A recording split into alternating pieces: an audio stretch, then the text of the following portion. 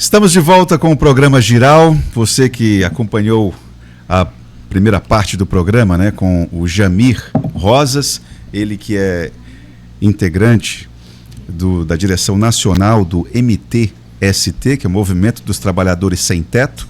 Agora, nesse segundo bloco, nós vamos conversar com o ainda pré-candidato à prefeitura. Estou falando ainda porque ainda não aconteceu a convenção do partido, né, do PSB, então, enquanto isso não acontece, ele não é um candidato, ele é pré-candidato, é uma formalidade. A gente sabe que Genilson Leite, do PSB, é candidato, né, vai ser candidato à prefeitura de Rio Branco, e é com ele que nós vamos conversar agora, nessa segunda parte do programa.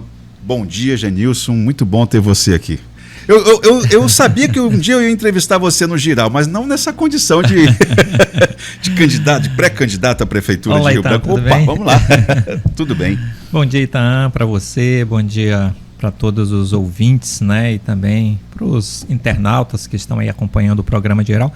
Quero começar parabenizando pela iniciativa. O layout aqui ficou bastante interessante. Nossa. E também o nome, né? O nome é muito acriano, né? Essa questão é muito do nosso. Giral, a gente é muito nosso, a gente lembra dos girais, né? Como é que é a referência que a gente tem do Giral na vida da gente, que vem da zona rural, que conhece um pouco da história dos acrianos. Queria dar também fazer minha saudação aqui para a professora Rosinéia, nossa pré-candidata a vereadora, que está nos acompanhando aqui, para o Isaac também, que é nosso pré-candidato a vereador. O Isaac também está como pré-candidato a vereador, né? Isso, está nessa caminhada também. E também para todos os nossos pré-candidatos que estão aí nos acompanhando também nas redes. E para você que está neste momento nos assistindo.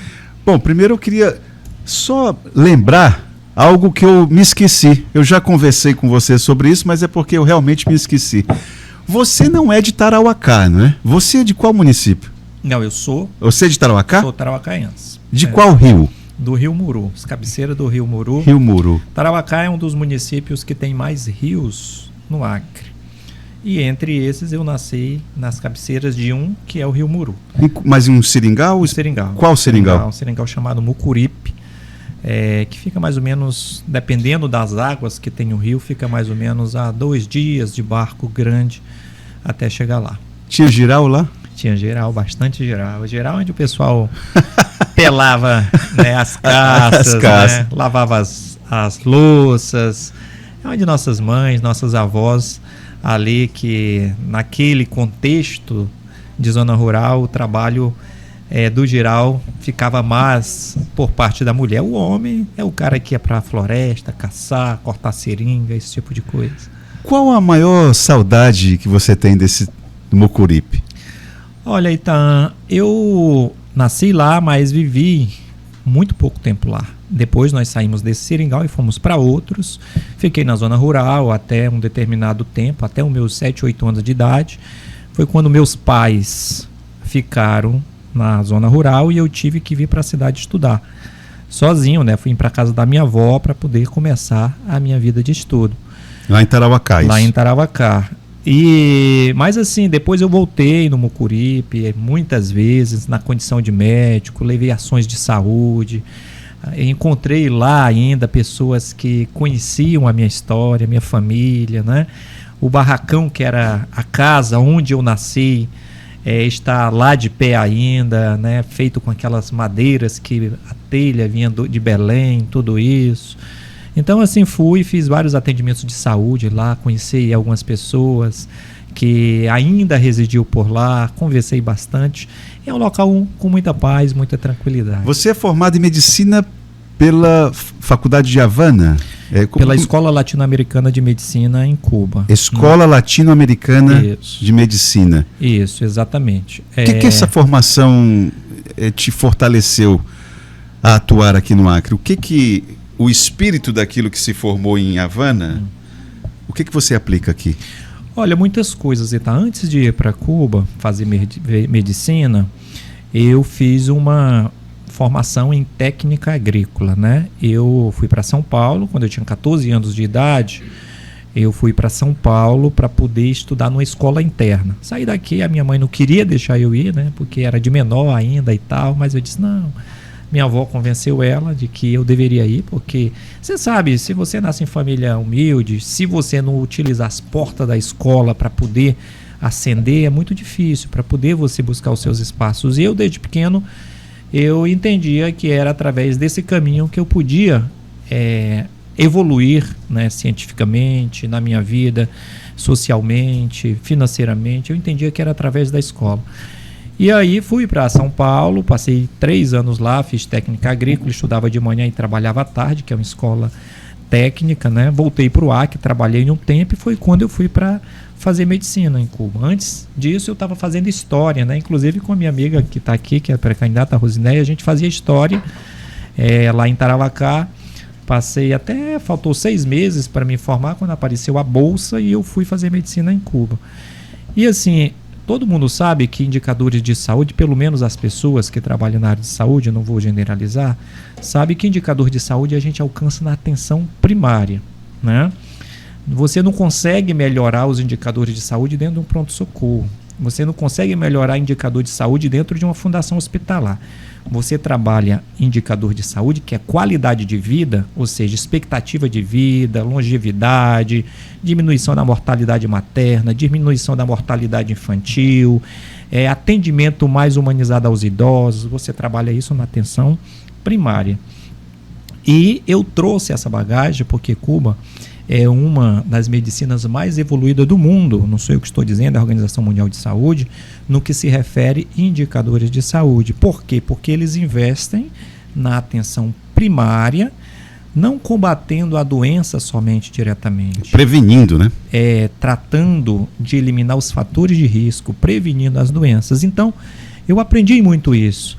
E é uma das questões que está no meu coração para que na condição de prefeito de Rio Branco, se Deus quiser, o povo concordar, né, eu quero trabalhar muito para que a gente possa melhorar o atendimento em Rio Branco, né, das mulheres, das crianças, dos idosos, porque eu tenho mandado, eu vejo os postos de saúde, eu vejo as unidades de saúde, e tem muita coisa que pode ser feita, tem muita coisa que pode melhorar, tem muita coisa, Itaã, que a gente pode fazer para que as pessoas se sintam mais acolhidas dentro das unidades de saúde e melhor atendidas.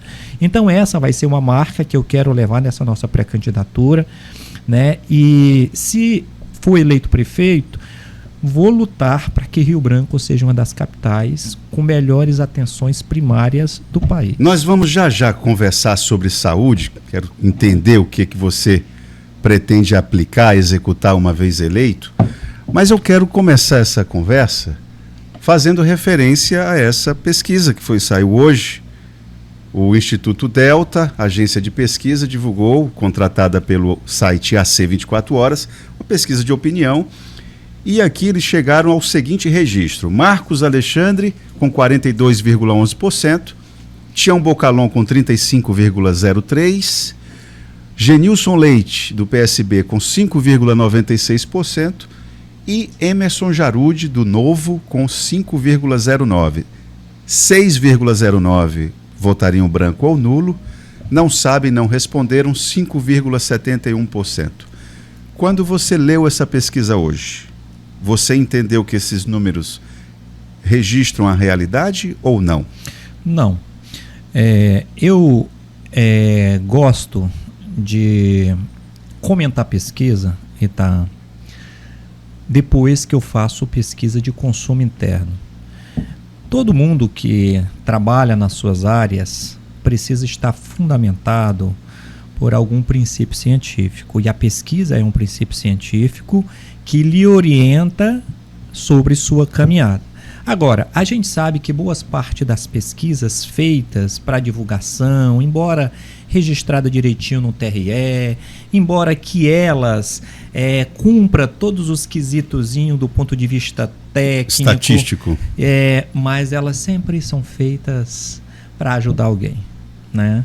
Elas sempre são divulgadas com o intuito de colocar alguém na vantagem. É como novela, né? A novela dá o roteiro para que as pessoas possam seguir as tendências. Então, eu pretendo fazer uma pesquisa de consumo interno para me avaliar um pouco. Eu acho que o cenário ele está um pouco mais balançado do que isso daí. De certa maneira, uma semana que nós decidimos, ou 10 dias que nós decidimos pela pré-candidatura, nós já estamos pontuando numa condição, a partir dessa pesquisa, de certa maneira, importante, mas eu acho que é preciso avaliar com mais cautela. E a minha cautela significa, vou fazer pesquisa de consumo interno para me olhar, né, de fato, e depois eu comento, né, quando eu tiver uma pesquisa de consumo interno, para saber o que é que as pessoas de fato estão pensando.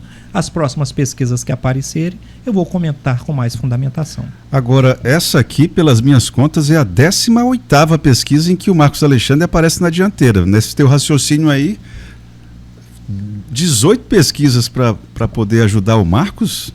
Tem lógica? Olha, não estou comentando que são 18 pesquisas para poder ajudar o Marco, porque tem o Bocalon aí no meio também, né? Ou para prejudicar o Bocalon, ou para ajudar o Bocalon. Estou dizendo que não vou comentar digamos assim, com detalhamento os números, porque eu preciso fazer uma pesquisa de consumo interno para mim poder comentar depois. Não, a gente tem pesquisa de consumo interno e não está assim, está assado. Correto. O Jamir Rosas esteve aqui antes de você. Ele é uma liderança do PSOL, partido que está coligado, né, em federação com a Rede Sustentabilidade.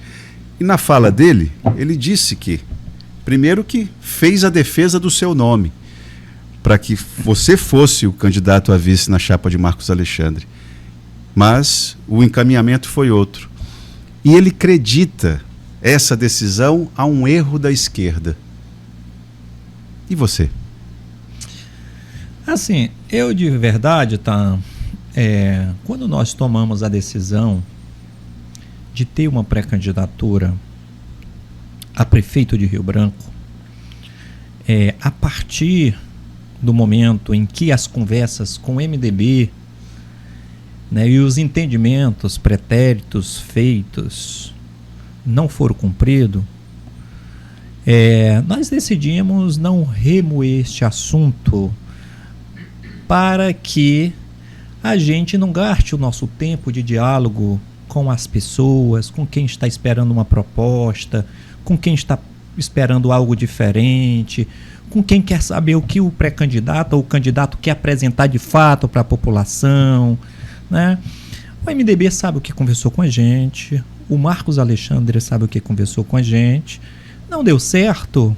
Ok, paciência, águas passadas, e nós vamos seguir o nosso caminho, né? Nós vamos tocar o nosso barco, nós vamos apresentar nossas propostas para a população, nós vamos dialogar com o interesse do eleitor, né? E é sobre isso que eu gostaria de conversar com as pessoas que estão nos assistindo. Então, para mim, esse assunto com o Marcos Alexandre são águas passadas, né? Mas é importante, Genilson, eu entendo a sua postura, mas é importante nós sabermos o que aconteceu. O eleitor precisa ter ideia desse bastidor, não é para tentar amenizar vaidades ou tentar equacionar algum tipo de arenga, não é isso. O problema é que há interesse público. É uma decisão que tem evidente interesse público. Então, assim, Marcos Alexandre, no teu entendimento, se acovardou? Qual é a palavra que eu posso, qual é o substantivo que eu posso utilizar para poder entender a postura do Marcos Alexandre, você que foi, diria eu, vítima dessa decisão dele? Como é que eu classifico isso? Olha, mais uma vez, assim, eu ainda não vi o Marcos Alexandre e nem o MDB comentando publicamente sobre o porquê nós não caminhamos junto. Então eu não vi assim a versão direto da boca dele do porquê. No entanto, eu volto a dizer que ele sabe o que conversaram com a gente, sabe os acordos que foram feitos e que deixaram de cumprir. A partir do momento em que eles, né, quiserem vender alguma versão contrária ao que aconteceu, aí nós vamos entrar com mais detalhamento neste assunto.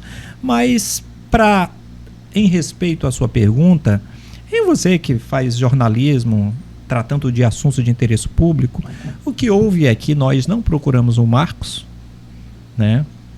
Ele nos procurou para uma aliança, fez uma proposta para que a gente pudesse se aliançar, e no transcorrer da caminhada essa proposta mudou, né? Depois que ela foi conversada a nível municipal, estadual e nacional. Foi isso concretamente o que aconteceu. E por não haver sido cumprido aquilo que a gente conversou, nós decidimos seguir o nosso caminho. Você se sente traído pela segunda vez? A primeira vez, Jorge Viana, e agora Marcos Alexandre? Se eu pudesse sintetizar numa sublegenda, seria isso?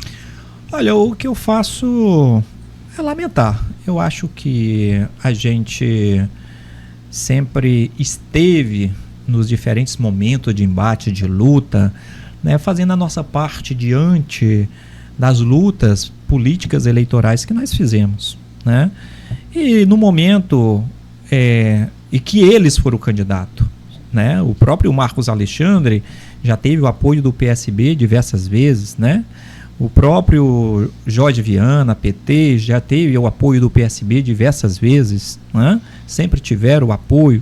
E no momento que o PSB apresenta pré-candidaturas, apresenta uma possibilidade, né, com quadros, com pessoas que querem dialogar com o interesse público, as construções não dão certo. Mas são decisões políticas e a gente respeita. Você poderia adiantar aqui no Giral qual é o perfil ideal para o teu vice? Ou para a tua vice? Olha, quem que seria a persona estratégica? Olha, Itan, não se trata, acho que às vezes somente os perfis, às vezes tem uma série de quesitos também que são próprios do processo eleitorais que precisam ser seguidos. Por exemplo, eu tenho certeza que tem um monte de gente com bons quesitos que poderiam ser minha vice ou meu vice. No entanto, as pessoas precisam estar afiliadas, as pessoas precisam estar descompatibilizadas, as pessoas precisam estar e filiada no PSB, né? Porque nós vamos precisar contar com quadros do PSB.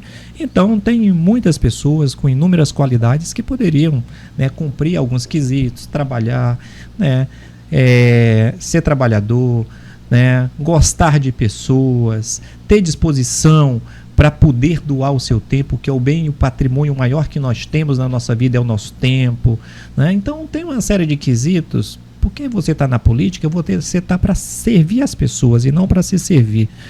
Mas nós não temos, assim, dentro do cumprimento desses quesitos eleitorais, tanta gente à disposição. Então, nós vamos procurar dentro das nossas fileiras do partido um quadro que, além desses quesitos do ponto de vista eleitorais, está filiado, está descompatibilizado, uma pessoa que consiga dialogar com o interesse público, né? Você tentou contato com a direção nacional da rede, né? Logo após a conversa que você teve com o vice-presidente Geraldo Alckmin em Brasília. Tem até uma foto sua com o César Messias e o Fábio Vaz, que marido de Marina Silva, com a intenção de colocar o Inácio Moreira como seu vice. O que aconteceu que não foi para frente essa conversa? Olha, conversamos sim com a rede, com o pessoal, né? Tivemos essas conversas, mas infelizmente eles já estavam comprometidos, né, com conversas feitas antes, e não evoluiu, não foi possível. Ficaram na aliança que já estavam participando e a gente respeitou e bola para frente. Mas você acha que bola para frente, tudo bem? Não tem mais problemas aí no meio? Inácio Moreira representa a Frente Popular, a Rede de Sustentabilidade aqui. Era um nome importante para você, seria um aliado estratégico, né? O Jamir fez defesas do seu nome interna, antes de Marcos Alexandre decidir por Mafisa Galvão. Então há um movimento ali que entende que você era um bom nome. De repente, mesmo assim, os camaradas ficam do lado do MDB. E aí?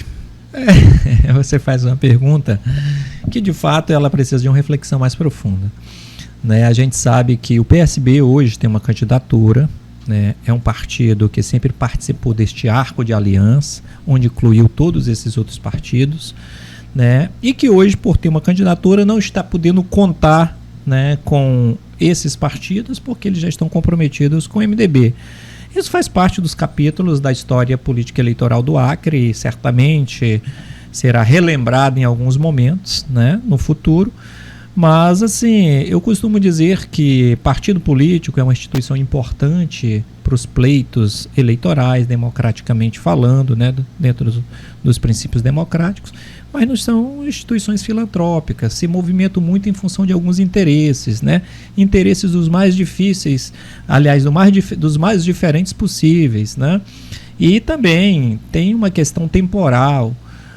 Quando nós decidimos pelas nossas candidaturas, eles também já tinham evoluído muito em conversas, igual que a gente. Quando nós fomos convencidos a ir para a aliança com o MDB e convidados a ir para a aliança com o MDB, nós nos entregamos, os nossos melhores quadros estavam fazendo o plano de governo do Marcos Alexandre, né? Mas como a conversa não evoluiu, a gente resolveu seguir a nossa caminhada. Tem aqui o pessoal, agradeço demais a participação de vocês. Tem a Davilene Anaissi, eu não sei se eu pronuncio corretamente, Davilene. Doutor Genilson tem compromisso com a população, fez um excelente trabalho na pandemia. Tem a Rosinéia Frota, parabéns, doutor Genilson, pela brilhante trajetória de vida. O senhor é o único qualificado para abordar a questão da saúde pública. Tenho certeza que fará de nossa saúde a melhor do Brasil. E tem a Renata Oliveira dizendo, doutor Genilson, tem compromisso com a nossa população, sempre cuidou do nosso povo. Essa ideia de ser um médico disposto a colaborar com política pública, ser prefeito de uma capital, hoje você classifica a saúde pública como o principal gargalo da cidade de Rio Branco ou é a questão da infraestrutura? Olha, Etan, a saúde pública é um dos principais gargalos da nossa capital. Por quê? Né? O que você vê de concreto? Em primeira instância, nós estamos vivendo um momento não somente de doenças físicas, mas também de doenças mentais. Este é um momento, no contexto pós-pandemia, que muitas coisas foram presenciadas e vividas pela nossa população. Houve uma repercussão para aqueles que contraíram a doença, tanto física como também mental, até de forma mental, de forma subliminar. Nós nunca tínhamos visto tantas pessoas morrendo ao mesmo tempo. Nós nunca tínhamos perdido tantos parentes, tantos amigos, tantas pessoas queridas. E de lá para cá, a gente percebe que há muitas pessoas que, além do adoecimento físico, nós temos o adoecimento mental. Então é necessário ter um prefeito com essa percepção para que possa fazer com que a saúde da nossa população possa melhorar. Porque não tem nada pior na vida, às vezes você está sem o açúcar para fazer o café em casa. Às vezes você está sem o pó de café para fazer o café em casa. Mas se você tiver com saúde, você tem uma perspectiva. Você tem uma possibilidade de conseguir o pó, de conseguir o açúcar. Agora, quando você está doente, não tem dinheiro, você se sente numa condição, né, de indefeso. Se não tiver um sistema público que possa acolher essas pessoas, né, de qualidade, eficiente, que a pessoa sinta confiança, olha só a condição em que essas pessoas podem ficar. Então, a minha ideia é que a gente possa expandir a atenção primária de saúde, de maneira que as pessoas possam acessá-la com mais facilidade. Hoje tem dificuldade disso? Tem dificuldade de acesso, né? Tanto as mulheres quando precisam fazer um pré-natal, né? Tanto a criança quando precisa fazer uma puericultura, né? Tanto o trabalhador quando chega do trabalho e quer ir se atender de uma dor nas costas, mas ele sabe que na UPA não atende, porque só atende urgência e emergência, e o posto de saúde ou a unidade de saúde está fechada. Então a gente precisa tornar o sistema de saúde primário mais acessível à comunidade. E nós vamos fazer isso de uma maneira em que aumentando o número de profissionais da saúde, aumentando o número de médicos, mas também garantindo em que há o acesso, a marcação de consultas através de aplicativos, né? Que as consultas também por telemedicinas possam acontecer. Nós estamos preparados para isso? Para as pessoas. Estamos em condição, para as pessoas que moram na zona rural, nós estamos em condição tecnológica para fazer isso. Só o Acre que está fazendo com muita dificuldade. Mas já foi feito, não sei se você lembra que na pandemia, Socorro Neri estava como prefeita, a quantidade de pessoas que foram atendidas por telemedicina foi uma quantidade enorme. E não estou falando só do Acre, o Brasil está fazendo isso, o mundo está fazendo isso. E hoje, consultas clínicas, a maior parte das consultas clínicas você pode fazer dessa maneira. Aqueles casos que é necessário um exame físico, aí você traz para a unidade de saúde. Então, o que a gente pretende fazer? A gente pretende ampliar a capacidade de atendimento presencial, mas também para as pessoas que estão mais distantes, a gente quer ampliar a capacidade de atendimento levando a telemedicina para elas. Eu perguntei isso, se nós estamos preparados, não me refiro à questão ferramental, porque as ferramentas elas existem, o instrumental existe. Uhum. O que eu não vejo é uma infraestrutura de internet capaz de oferecer esse serviço com qualidade e a população também. Essa ideia, não sei se o cidadão confia, entendeu? Nessa relação médico-paciente mediada pela tecnologia da web. É isso nesse aspecto que eu me referi, entende? Não, acho que isso, eu acredito que não é mais um gargalo, né? E não é mais um grande paradigma. Que se você pegar, por exemplo, minha mãe. Minha mãe ela sabe ler, escrever, né? Mas não é uma pessoa da tecnologia. Hoje, então é igual a mim. Ela passa o dia no Instagram, no Facebook, no WhatsApp, conversando com os familiares. Conversa com os familiares que estão em Tarauacá, conversa com os familiares que estão em outros estados, né? Então as pessoas, desde aquelas mais instruídas, aquelas com menor conhecimento da tecnologia, elas estão na rede, né? E hoje, uma consulta por telemedicina, né? Consulta por telemedicina não é um bicho de 7 cabeças, né? São tecnologias básicas e simples e que do jeito que você faz uma videochamada pelo WhatsApp, você também pode construir a partir do mesmo, né, princípio, uma consulta com o médico para poder atender uma pessoa que está na colônia. A pessoa teve um acidente, ou teve um problema, ou está com febre, uma criança está com febre numa comunidade rural, mas que tem internet, grande parte das nossas comunidades rurais hoje tem internet, faz a consulta para a unidade de saúde de referência, liga, o médico orienta, tem que tomar isso, tem que tomar aquilo, não pode ficar aí, tem que vir para a cidade. Eu acho que isso é garantir a acessibilidade. Perfeito. Você falou a respeito do acesso ao serviço público de saúde na atenção primária. Nisso aí, para melhorar o acesso, você pretende ampliar o horário de atendimento, atender durante a noite também? Está na tua agenda isso, não? Isso está na nossa agenda, né? Eu disse uma coisa, grande parte das pessoas que estão no bairros, elas trabalham durante o dia para ganhar a vida. E às vezes elas seguram uma dor nas costas, no joelho, no pulmão, no tórax, por um bom tempo. Por quê? Porque a agenda de trabalho delas não bate com a agenda do posto de saúde ou da unidade de referência.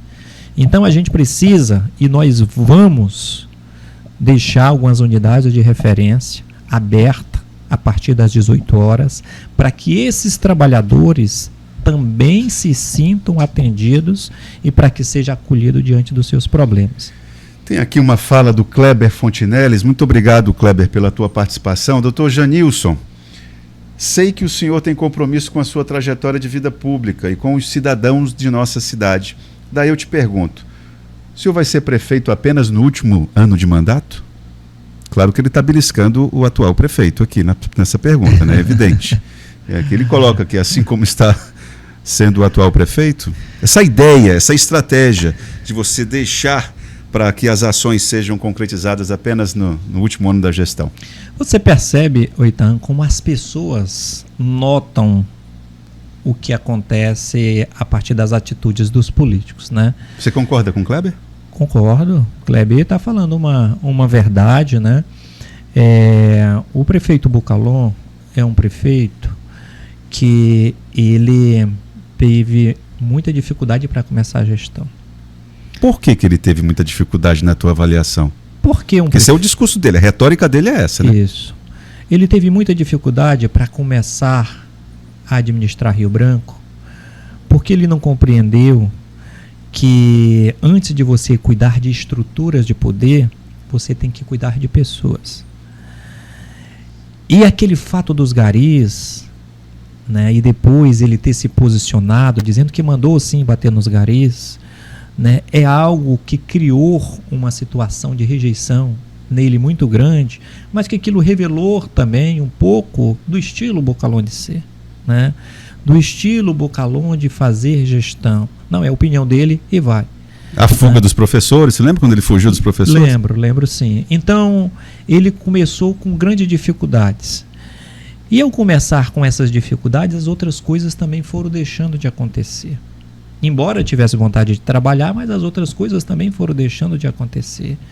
E aí ele teve que se render, né, à realidade, que você não vira, né, um bom gestor, ou que você não dialoga com a população com aquele perfil.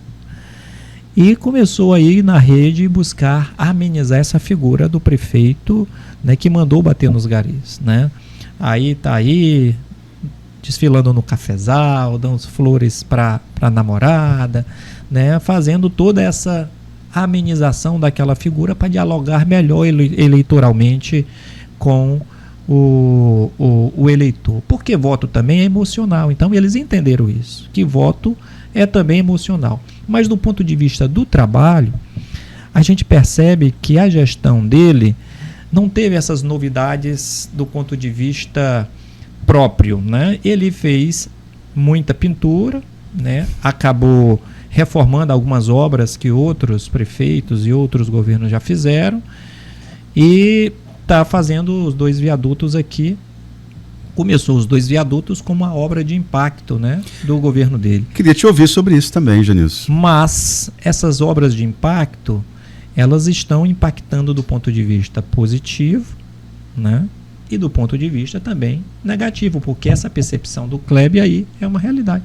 Puxa, mas no último ano de governo, né, não vai nem terminar a obra porque não vai dar tempo, provavelmente. Né? Mas aqui eu vou colocar aqui um angu para a gente mexer.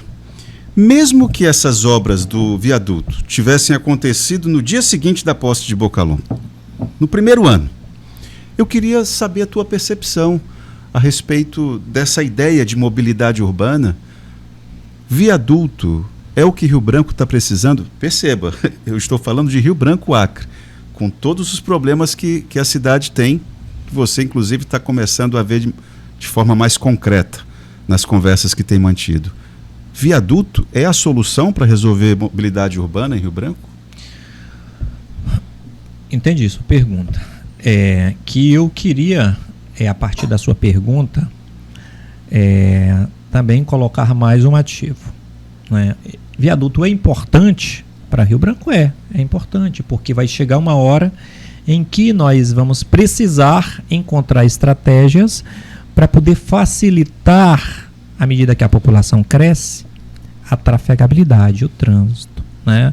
Eu estive na China em 2017, vendo aquela densidade e o ponto em que eles chegaram, do ponto de vista de populacional e também de carros, ônibus, todo esse tipo de coisa, e eles estão tendo o maior trabalho hoje para poder resolver o problema de mobilidade urbana.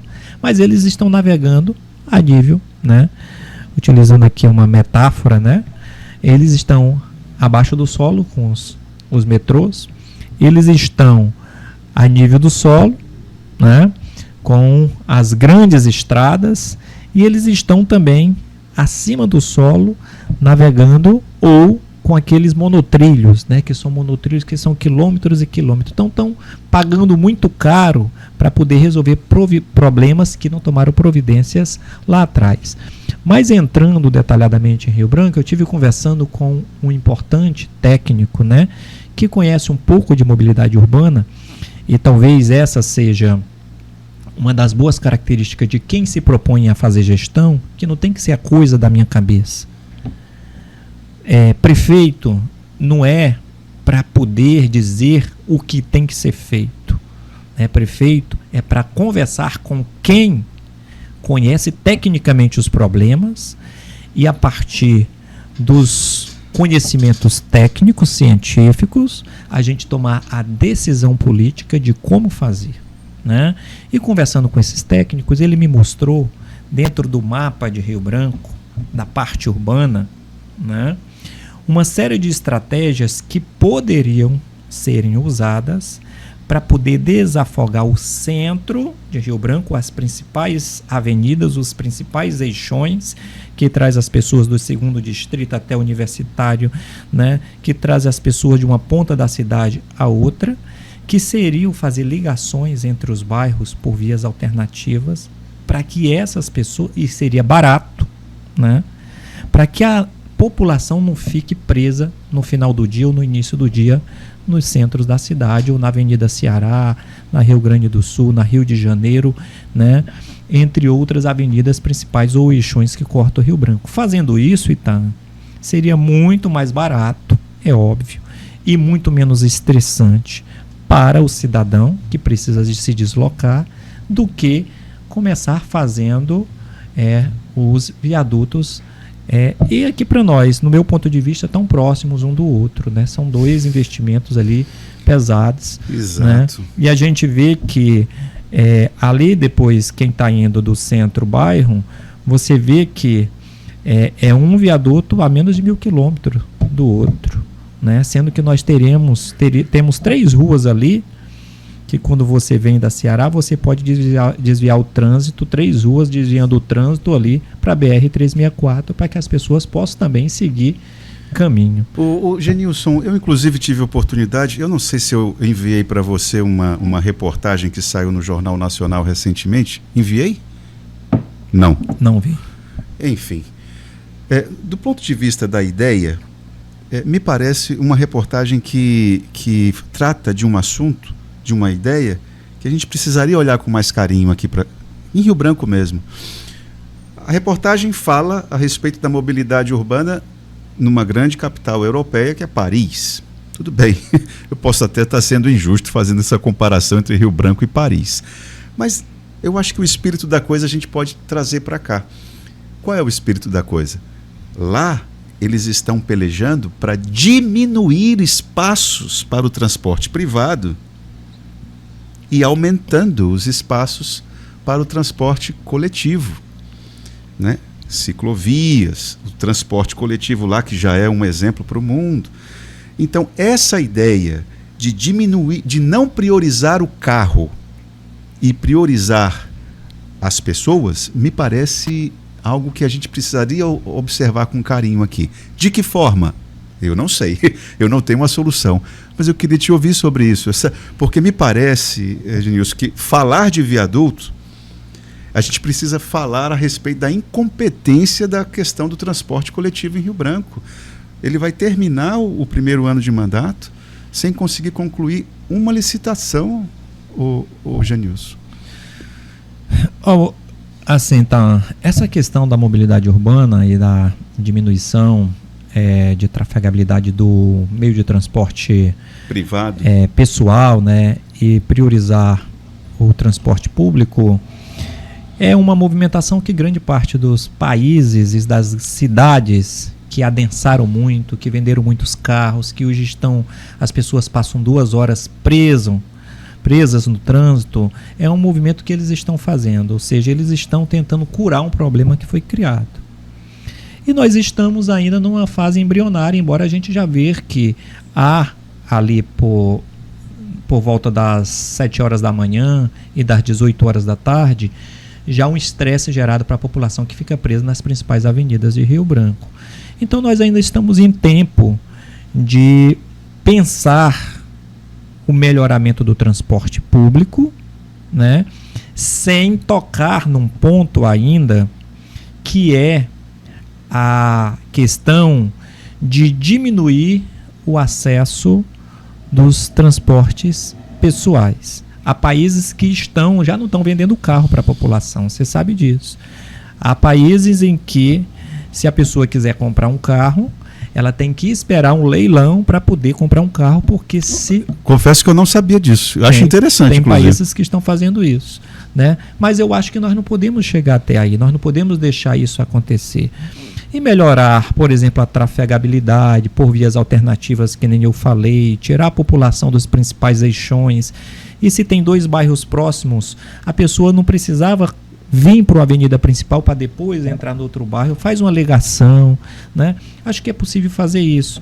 E nós também precisamos melhorar muito o transporte coletivo, facilitar sobretudo o transporte do estudante. Está no nosso plano de governo a tarifa zero para o estudante, com o objetivo de a gente poder, né, evitar com que muitos carros também possam estar circulando, porque os pais vão levar os filhos, né, para as escolas, e a gente tem um transporte público de qualidade, se a gente consegue fazer a gratuidade para quem é estudante, fazer nos finais de semana, no domingão, aí cultural. Mas deixa eu só ver se eu entendi. Uma vez eleito, você vai batalhar pela gratuidade do transporte dos estudantes? Dos estudantes. Existe capitais... De segunda a segunda? De segunda a segunda. Existem capitais que já estão fazendo isso, né?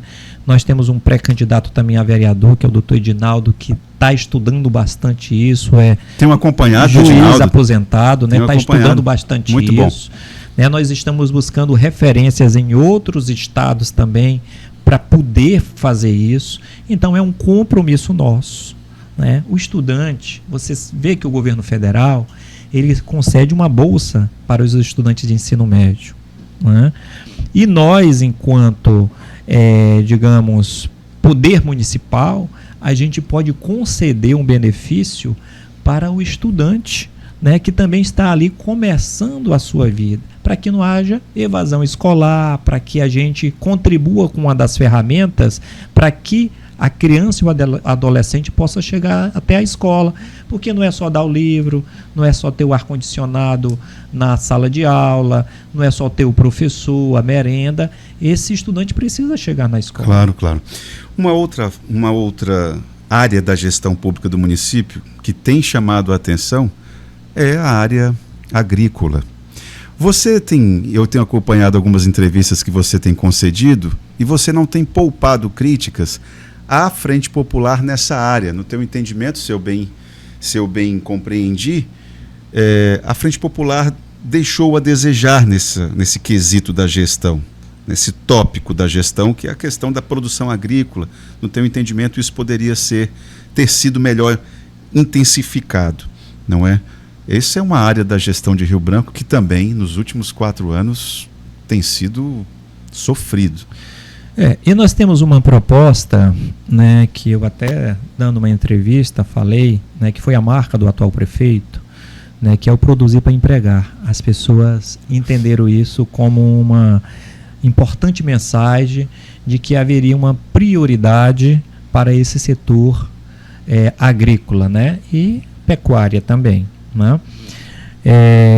Assim, tá, se você observar todos os estados que conseguiram economicamente evoluir, eles respeitaram e investiram o setor primário da economia. A agricultura. Que é a agricultura. Sobretudo. A gente percebe que quando a borracha faliu no Acre, muitas outras alternativas foram tentadas do extrativismo para poder dialogar com a necessidade da cidade. Só que nenhuma foi viável economicamente para poder transformar o Acre num estado altamente produtivo que fomentasse uma agroindústria e isso tivesse reflexo no comércio estadual e municipal e nacional. Não tem nada do ponto de vista do extrativismo que tenha uma grande repercussão econômica. Então, qual é o ensinamento que a gente tem que ter? Que é na agricultura que nós precisamos crescer para poder, após esse crescimento, fomentar o crescimento de uma agroindústria e depois melhorar a nossa condição do comércio. E eu entendo que nós temos que respeitar o meio ambiente, porque os reflexos estão aí. O Rio Acre está dessa maneira, né? Eu entendo que nós não precisamos sair derrubando a floresta e utilizando o discurso de que para produzir a gente tem que derrubar todas as matas do Acre ou da nossa capital, né? Para assim a população entender que só derrubando a floresta a gente vai resolver o problema da economia e da agricultura no Acre. Não é isso. Tem muita gente utilizando esse discurso fácil mas com certeza. E falso, fácil e falso, porque as pessoas às vezes entendem dessa maneira. A gente só cresce se a gente derrubar a floresta. Entende a floresta como se fosse um impedimento para o crescimento econômico. Né? E não é assim. O que eu digo é, enquanto o nosso agricultor, enquanto o nosso produtor rural estiver trabalhando só com machado, com enxada e com teçado, nós não seremos competitivos. E não adianta o prefeito ou a prefeitura comprar 5 ou 10 máquinas de mecanizar e dizer, agora nós vamos. Não adianta fazer isso, porque você entende como é a gestão do serviço público para questões complexas como essa. No estado em que chove boa parte do ano, quando mecaniza o terreno ou a hectare do Francisco, que vai mecanizar do João, as burocracias que existem entre um e outro, já está chovendo e o cara não consegue mais plantar, não consegue mais limpar, né, nem coivarar, nem fazer nada. Então o que é que nós precisamos? Discutir, inclusive com o apoio do governo federal, fazer uma discussão também com o setor comercial aqui do nosso estado, uma forma de colocar as máquinas na mão de cooperativas e também de agricultores. Porque quando o cara tem o tobatazinho dele lá para mecanizar o solo, quando tem o tratorzinho dele lá para ele fazer o serviço que ele precisa fazer, é assim que as coisas começarão a melhorar. Todos os estados que cresceram na agricultura foi dessa forma. E nós temos que começar a sair apenas da agricultura temporária e ir para a agricultura também mais permanente. O que é isso? A gente está plantando mandioca. Estamos, desde quando os seringais ainda eram produtivos, o agricultor acreano só plantava mandioca. A gente precisa manter essa identidade, mas nós precisamos plantar frutíferas. A gente precisa expandir o café, que nem está sendo expandido lá no Juruá. A gente precisa identificar as frutíferas de melhor adaptabilidade no Acre, para que a gente possa plantar um ano e essas frutíferas continuem 10 anos produzindo, que aí depois vem o que? A agroindústria de polpa, aí depois a gente vai vender essa polpa para os nossos supermercados, aí os supermercados já não conseguem absorver, a gente manda para outros estados. É assim que a gente vai crescer. Se for nessa conversa mole, né, de que vai mecanizar a terrinha do fulano, do ciclano, pelo favorzinho político, nós não vamos evoluir nessa área. Bom, Genilson, já são 12:00 no meu relógio aqui, ele é um pouco adiantado, deve ser 11h57. Eu quero aqui agradecer a tua presença, que nós precisamos encerrar essa edição. Queria agradecer muito a tua presença aqui. Espero que você consiga fazer uma campanha honesta, não é? Uma campanha honesta e que qualifique o debate público. A tua vinda aqui para o programa Giral, ela tem essa, digamos, essa mira. A tua vinda aqui é para a gente tentar qualificar o debate. O que aconteceu antes para que você seja candidato, pré-candidato à prefeitura, é importante, tem interesse público, é bom a gente conversar sobre isso também, embora você se sinta incomodado. Mas vale a pena. Agora, espero que você consiga fazer uma campanha honesta, nesse aspecto, de trazer para o debate público aqueles temas que realmente valem a pena. E deixem as questões religiosas de lado, as questões pessoais de lado, e a gente tem que focar naquilo que interessa para o povo, né? Exato, então, você tocou num ponto que a gente tem pensado muito nele, né? Eu não me sinto incomodado em tratar um pouco sobre esse contexto, né? Sobre esse contexto das prévias do que aconteceu ali naquela tentativa de aliança com o MDB. Mas eu costumo deixar aquilo que não deu certo para trás, embora você e muitos outros repórteres, quando a gente foi para algumas entrevistas, eles querem saber, faz parte do bate-papo, da conversa, né, da expectativa, enfim. Mas a gente quer centrar, de fato, a nossa candidatura a prefeito de Rio Branco em propostas. Né? A gente quer se dedicar, a gente tem uma equipe. Eu costumo dizer que hoje, dentro do nosso partido, né, sem demérito a ninguém, mas nós temos excelentes quadros, pessoas qualificadas, com os mais diversos tipos de formação, né? E também temos pessoas do povo que têm essa apreciação da vivência e das dificuldades populares. Eu passei 8 anos como deputado estadual, fui o mais produtivo da Assembleia durante 6 anos, e também sou daqueles políticos que eu costumo entregar, quando estou com mandato, o meu tempo de vida, para buscar resolver os problemas da população.